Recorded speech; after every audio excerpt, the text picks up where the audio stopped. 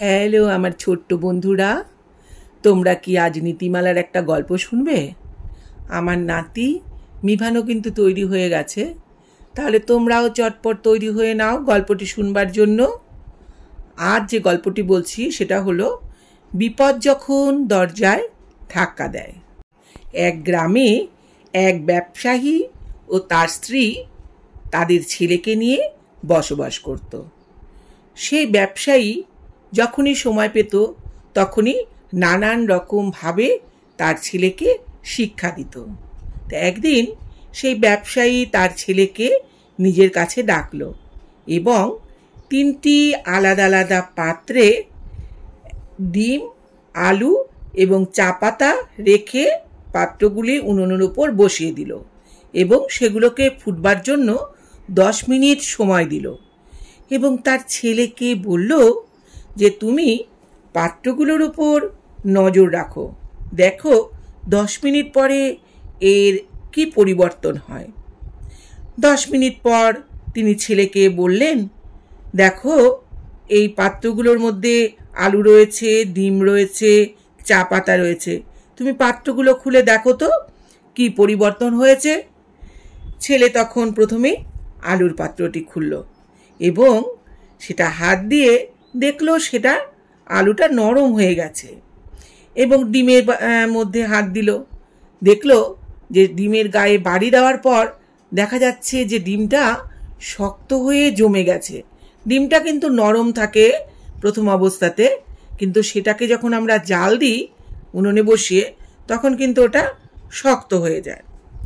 এবং সে 3য় পাত্রে হাত দিয়ে দেখলো যে সেই পাত্রে চা পাতা ছিল, সেই জলটা ফুটতে ফুটতে লাল হয়ে গেছে।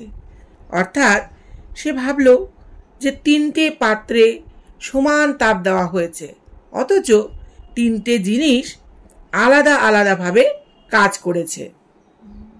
তখন সেই ব্যবসায়ী ছেলেকে আলুর খোসা এবং ডিমের খোসা ছাড়িয়ে ফেলতে বলল এবং চা পাতাগুলো ছেঁকে জলটাকে আলাদা করতে বলল এবং তিনি তখন তার ছেলেকে উপদেশ দিলেন যে দেখো এই জিনিসগুলো প্রত্যেকেই কিন্তু সমপরিমাণ ফুটেছে, কিন্তু দেখো সকলের কিন্তু একই কাজ করেনি, যে যার মতো আলাদা আলাদাভাবে কাজ করেছে।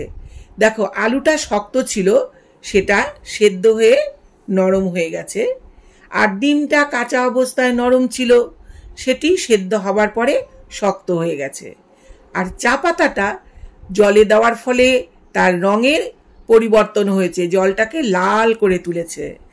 তখন ব্যবসায়ী তার ছেলেকে বললেন যে দেখো একই উষ্ণতায় প্রত্যেকটা জিনিসকে আলাদা আলাদাভাবে রাখা হয়েছিল এবং একই রকম জাল দেওয়া হয়েছিল, তা সত্ত্বেও কিন্তু প্রত্যেকটি জিনিস দেখো আলাদা আলাদা ক্রিয়া করেছে।